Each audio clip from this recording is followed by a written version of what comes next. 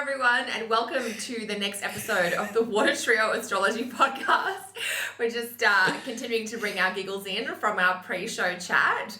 And that's hopefully going to lead to a really fun episode. We're going to be talking about the astrology of the week starting October 7, 2019. I can barely focus. How are you two going? I have to stop talking. We know you're hungry, Sorry. Kelly, but you're taking one for the team and we're doing all these recordings and you're going to have breakfast soon. I could tell Leash was like about to laugh, so I was like trying to hold my own laugh back.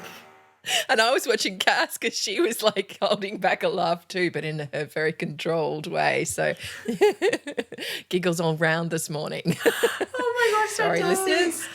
So another week where we're so into October now. This is like the midway. I can't look at the month of September. That's going to screw me up. So let's going to look at this on screen. Right, yeah, so middle of October. So, Cass, I think... No, Leash, No, you're first. I'm up first. Yeah, I'm like, we're doing some... I know, we're like that, aren't we, today? And Leash, you did a great summary. You're like, it's a Uranus, Saturn, Uranus week. That's kind of how the theme of our aspects is going to play out. So I can just hear, of course, some drilling going on in the background. So I do apologize if that's coming through on the mic at all. But Leash, that's very Mercury Uranus of me to have drilling while you're going to tell us about Mercury Uranus. And I think also the kind of infectious giggly laughter as well is a very Mercury Uranus. So we've got Mercury as the first planet in Scorpio, and this is back when it's sudden, everything's reconnecting to Uranus in Taurus, which is opposite, Scorpio being opposite Uranus. So we're bringing to life all the Uranus stories, all those things, all those shifts, all those rumblings under the ground that have started pretty much March this year, although there was the feelings of it last year. But here is where it's the opposition. So it's that polarity between Scorpio and Taurus. It's like, how far do I dig, or how much do I need to actually just keep things on a level, keep things at the surface? So I feel like, I always love Mercury and Uranus, having that myself. So it's always, these bright ideas or insightful thoughts or, unique ways of doing things. But there's this feeling of it because we've got Mercury and Scorpio. He's like digging down for the gems and might be digging down and bringing up these fresh ideas, and Uranus and Taurus is like, well, okay, let's shake things up so we can create that. Let's shake things up so we can make that happen. So I don't know, it's a kind of a sense of deep diving so we can actually create some authentic change in our lives. So whatever that Uranus story has been for you, and it's a chance to really wrap your mind around it, but to dig underneath and say, okay, what are the blockages that might be happening? What are the things that might be holding you back? How do you need to think about those old patterns, and what are you willing to kind of shift a bit on or budge a bit on or be willing to create some room to move? I feel like, there's actually some really interesting ideas that may come through and some really innovative conversations that we can have at this time, but making sure that we're not being held back by our own, dare I say it, Taurus stubbornness or Scorpio stubbornness as well. I will 100% fly the flag for the fixed stubbornness of Scorpio. There will be really a chance to really shift whatever's been holding you at this time. What about you girls? What do you think of this? Look, I do love a Mercury-Uranus aspect because I find it's very good for shifting perspective. It can create breakthroughs in the mind or in communication patterns and strategies.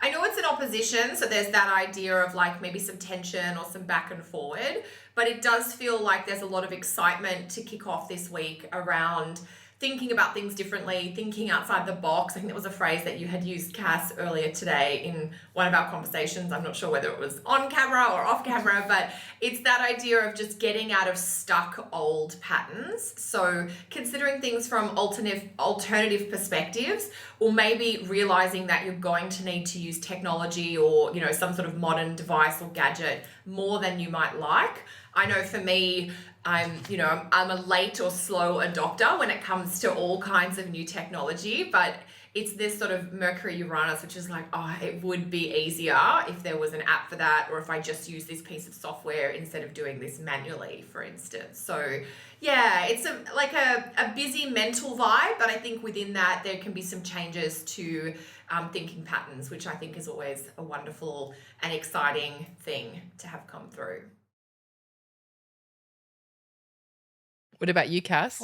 For sure. Yeah, I mean, I'm with you, Kel. I love a Mercury Uranus aspect too. And yeah, as you said, it's the opposition, but sometimes I like the perspective of an opposition is that you might be kind of stuck in one position, and we are talking about fixed signs here. So you're stuck in one position, then Uranus from the other side is going, hey, well, here's where the grass may or may not be greener, and it's inviting you to perhaps ask those questions like, what do I have to do to go to this place, from this place to this place, and there's an exploratory or an opening with an opposition.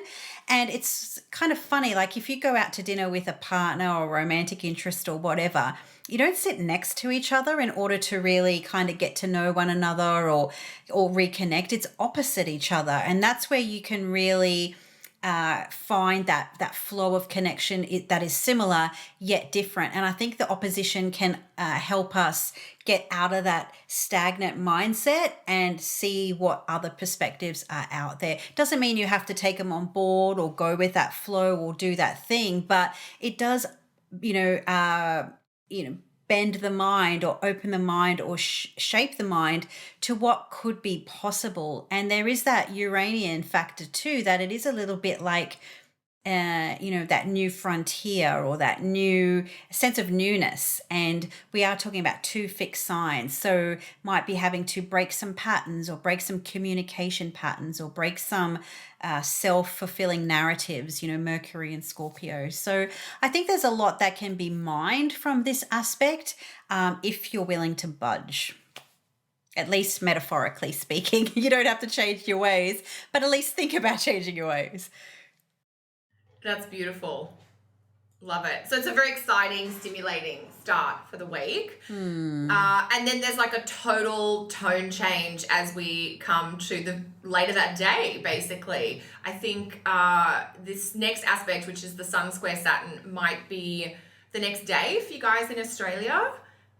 I'm not sure. Yeah, it's about 5 a.m. here. Okay, yeah. So like Monday morning, it's like getting up, being all excited, I'm going to try something new this week, or maybe I've got this plan and then it gets a bit disrupted or changed. Then we get the Sun square Saturn, which is a pretty big aspect. We've talked a lot, I think, in our last episode around or maybe 2 episodes ago, Cancer and Capricorn and Libra being this kind of middle point. And so this aspect with the Sun in Libra square Saturn in Capricorn in some ways is a little bit of a pressure point or a turning point on some of the themes that were really active in the middle of the year, the June, July, August period. So there is that continuity of like, right, we did have this big launch forward, or we did have this big stuff happened in the middle of the year, the northern summer. How are we tracking with that? Are we in our integrity around it? Because that's a really big word for Libra, is integrity, or I'm staying in my right alignment. Sun square Saturn, though, from a personal level, I always find is about identity. It's about redefining your sense of who you are and clarifying what you will and won't stand for. And I think the Sun square Saturn, it's going to highlight leaders and leadership. So we may see some of the mainstream press or the news, issues to do with leaders. But Sun square Saturn on the micro level is like, how are you stepping into leadership or taking ownership of things in your own life? And it's a square aspect, so there's some friction or the need to make adjustments. You might have thought this was how things were going to pan out, but now we need to accommodate, other people's input, and we might need some wiggle room here. What do you guys think about this aspect, Sun square Saturn? Kind of a busy start to the week, really, isn't it?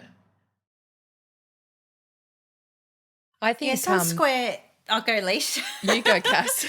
We both paused and then we both were launched. Okay, I'll do it. I think sometimes the Sun square Saturn can almost feel like a bit of an ego hit or an Mm-hmm. ego bruising. Like it might kind of be, you haven't kind of, it might be this realization, oh, maybe I didn't work as hard on that as I thought I did, or maybe I need to pull my socks up regarding this, or maybe I'm not as far along the journey as I hoped I would be, or there can almost be this sense of like, almost feeling of lack or not feeling as perhaps solar or bright when Saturn is kind of grinding up against the sun there. But, it can almost feel like a little bit of, tail between your legs or, licking your wounds a little bit. But then it also give you that sense of, okay, where you need to improve or where you need to like put a bit more elbow grease into something or work a little bit harder on. So sometimes it can be a little bit sobering, like, so you're still, the sun is still nice and bright and shiny, but it's a bit of an overcast day and it'll pass. But it might also give you a little bit of a gentle nudge of where things can be improved, or maybe some limits you've even got to put down if you are perhaps running yourself a little bit thin on the ground as well. Yeah, What I was do your think point going to that, be, Lishi? yeah, the bruising thing is for sure, Cass. Absolutely. Leash, tell us your thoughts on Sun square Saturn. Yeah, well, we've got the sun in Libra, so it's in its fall here, and I feel like, clients I see with sun square Saturn, especially with the Libra component in it, it's almost like they're putting everybody else ahead of themselves and not thinking about what they need. And it's a chance to really put some boundaries in place, like you were talking about, Cass, about, okay, where am I looking after myself and where am I not? Where am I putting everybody else first, and where do I actually need to create some boundaries around this?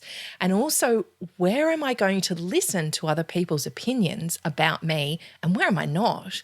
Where am I going to stand in my own place and my own truth and know that what I've done is actually a good job and I've done hard work?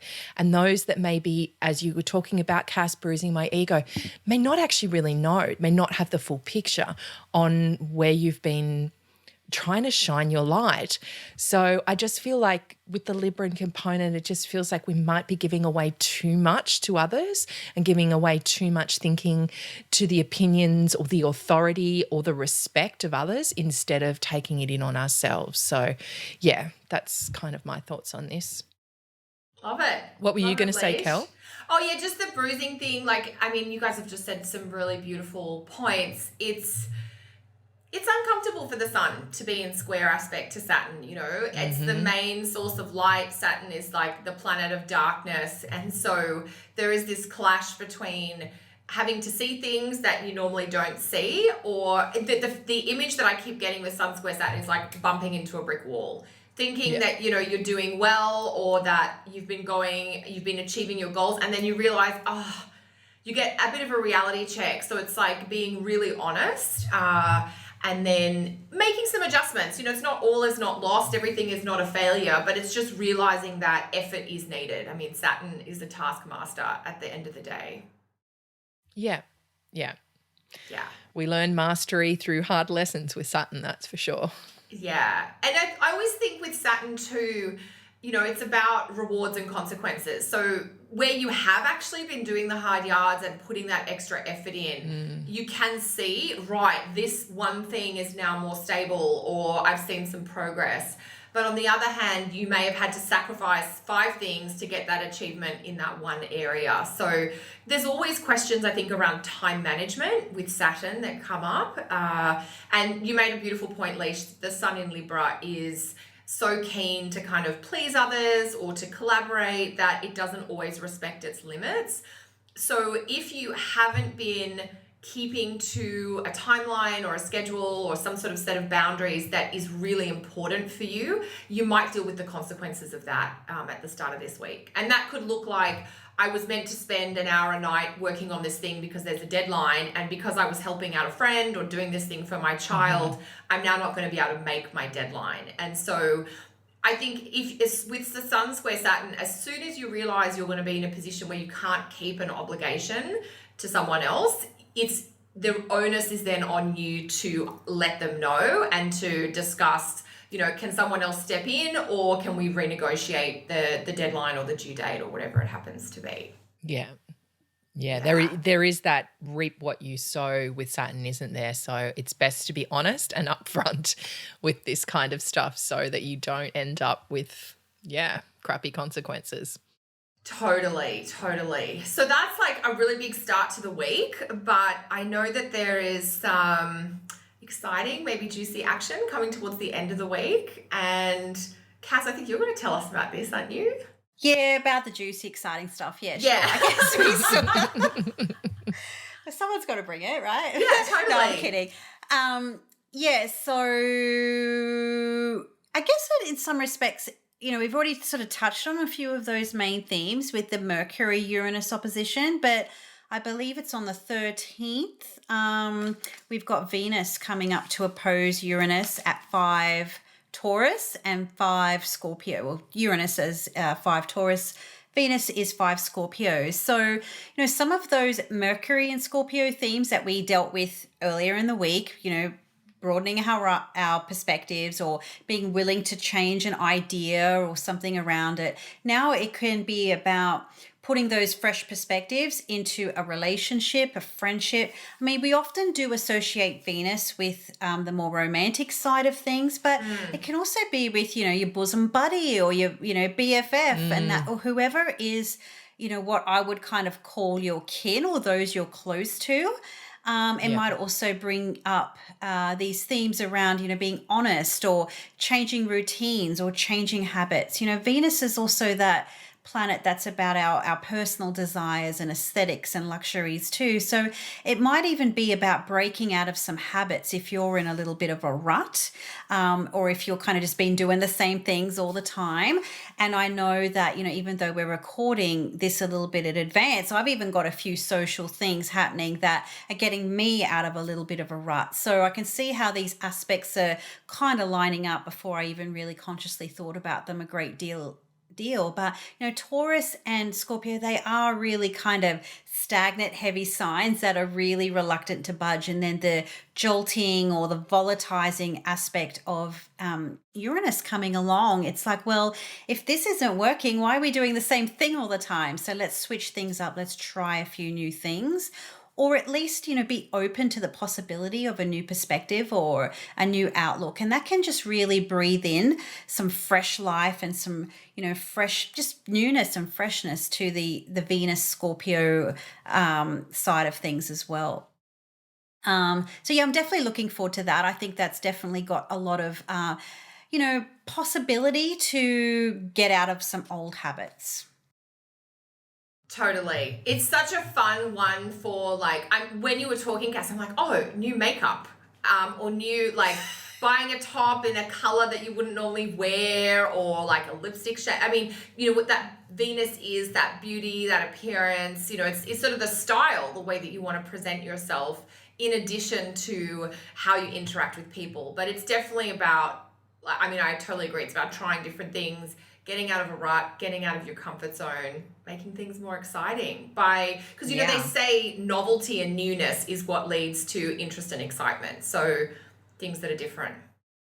Yeah. What about you, Leish? Yeah. Well, we've got Venus in a water sign here too. I feel like it might be around matters of the heart, but our own heart, and speaking honestly from there to make changes. So where we might be struggling in relationships, and as you say, Cass, it's those areas where those people we feel equal with. So this could even be business partners or things like that. It's like, okay, how can I make sure that the power dynamics are equal? And I'm speaking from a place of honesty and authenticity so that we can get things right and shake things up so that the chips can fall into place in a new way. I always like speaking about Uranus as a mosaic. It comes and smashes things apart so we can create something more beautiful from it. And it feels like that's a kind of a good analogy for this energy of Venus who wants to create, the beauty like you were talking about, Kel, but doing it in a different way. I mean, Venus in Scorpio, speaking as somebody who has this, can be a bit naughty, and she can be a little bit... She can be a bit naughty, can she? Um, Do you care to elaborate, or shall we put that back in the vault? Actually, I think you were the one that told me that years and years and years ago. And then but yeah, there's that whole thing of like, okay, what are the things that maybe you do for yourself that aren't that supportive and helpful that you can shake up and do in a different way, or those honest conversations you can have with a loved one to bring you closer together. So to break down any old walls or any things that aren't suiting the both of you any longer. So yeah, that's my take on it. Love it. Anything you want to add there, Cass? No, I think it's just an invitation from the cosmos to try something new and just, go for something different, even if it does, create a little bit of discomfort or, oh, I'm not going to do that. Wherever you feel that resistance rise, that's your invite to push forward and push into it. Yeah. Excellent. So a few different vibes to play around with this week. You may have a very exciting weekend with that Venus-Uranus aspect. What do either of you want to share with our listeners coming up mid-October? I'll be Great question. I'll be putting my next new moon group up this week. So it will be for the new moon in Scorpio later this month. I'm not exactly sure when, but anyway, jump on my website and have a look for when that's going to happen. What about you girls? Cass, anything that you've got going on? Yeah, again, like we're recording this a little bit in advance, so I haven't fully decided what I'm going to be doing yet. But when it comes, it'll be available on the website and on social media and hopefully in the show notes too. So there will be something, maybe a webinar or a short course, but I am still in the planning, nutting out the details, as they say. So join Cassandra's email list to get all the details there, and same for Leash to get the details on her new moon event as well. I don't have anything special. I mean, I'm thinking it's a Uranus weekend. There's a chance that I might have a teaching thing, but I don't know yet. So definitely make sure you're in touch with us. It's keep the surprises coming. But we will share all with you as we get details. And thank you so much for listening. We look forward to seeing you again next week. Thanks, everyone. Bye, gals. Bye. See you later.